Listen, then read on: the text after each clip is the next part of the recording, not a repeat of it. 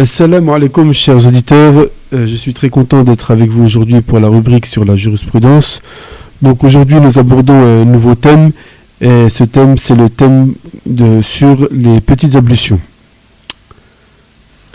Oui, salam alaikum. Donc je voulais te poser ma première question, c'est pourquoi doit-on faire les petites ablutions? Eh bien, nous devons faire les petites ablutions pour pouvoir faire notre prière, toucher et lire le Coran, et lors du pèlerinage, tourner autour de la Kaaba. D'accord. Et avec quoi fait-on les petites ablutions? Pour pouvoir effectuer les petites ablutions, nous devons utiliser de l'eau pure, non usurpée, c'est-à-dire qui n'a pas été volée, et non mélangée. L'eau doit provenir du robinet, il ne doit pas y avoir de mélange tel que par exemple de l'eau avec du sirop ou s'il y a du sable à l'intérieur, etc. quoi. D'accord. Après avoir, comment doit-on faire les petites ablutions? Bien, pour pouvoir faire les petites ablutions, tout d'abord, il faut formuler l'intention. Dire le wudu qurbatan ilallah, pardon. C'est-à-dire, je fais le wudu pour me rapprocher de Dieu.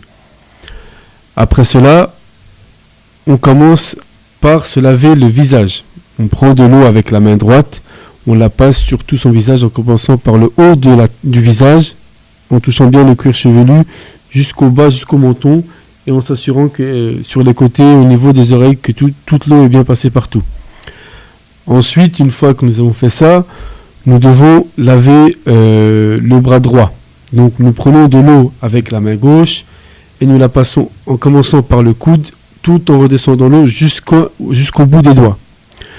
Nous faisons la même opération pour la main gauche, donc nous reprenons de l'eau avec la main droite et en commençant par le coude jusqu'au bout des doigts. Ensuite, nous devons essuyer la tête. Donc là, c'est pas pareil, hein. Je n'emploie pas le même terme, j'avais dit laver au début, et là c'est essuyer. Donc nous reprenons pas d'eau, c'est avec l'humidité qui reste dans nos mains, on passe notre main droite sur le haut de la tête, avec la paume de la main droite, et tout en descendant jusqu'au devant, quoi. Et après, nous essuyons le pied droit, donc avec la main droite du bout de l'orteil du pied droit jusqu'à la cheville du pied droit. Et enfin, nous terminons au dos en essuyant le pied gauche, toujours avec la main gauche, de l'orteil jusqu'à la cheville. À partir de ce moment-là, nous sommes purs et donc nous pouvons effectuer la prière ou lire le Coran, etc. quoi.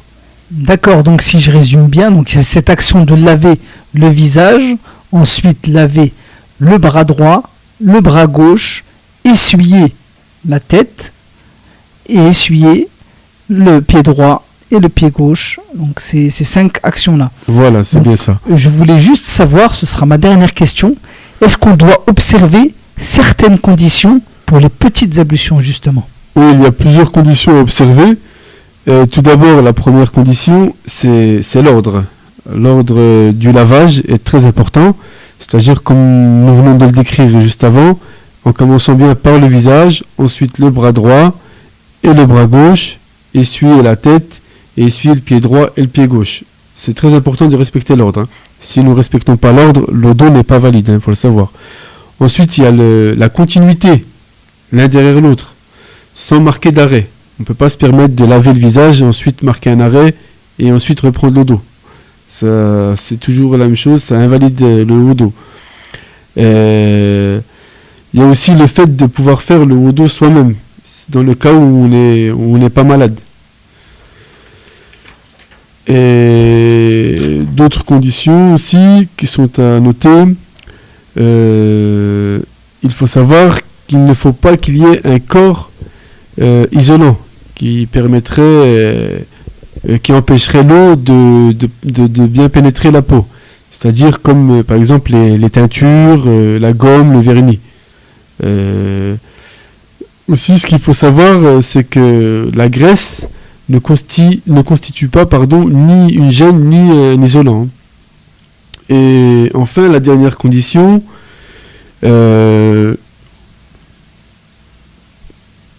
il ne faut pas qu'il y ait un facteur tel que la maladie, par exemple, qui nous empêcherait d'utiliser l'eau.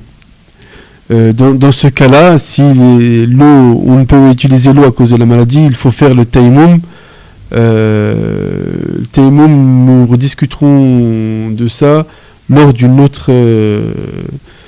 autre thème. D'accord, je te remercie par rapport à ce petit cours consacré aux petites ablutions et je suppose que la semaine prochaine ou dans 2 semaines, notre rubrique c'est dans 2 semaines, il y aura la suite concernant justement les facteurs qui rompent les ablutions. Oui, ce sera la suite du thème et ce qui terminera le thème sur le wudu. On verra tous les facteurs qui rompent le dos, quoi. Oui. Tu avais d'autres choses à rajouter? اللهم إني أسألك وأتوجه إليك بنبيك نبي الرحمة محمد صلى الله عليه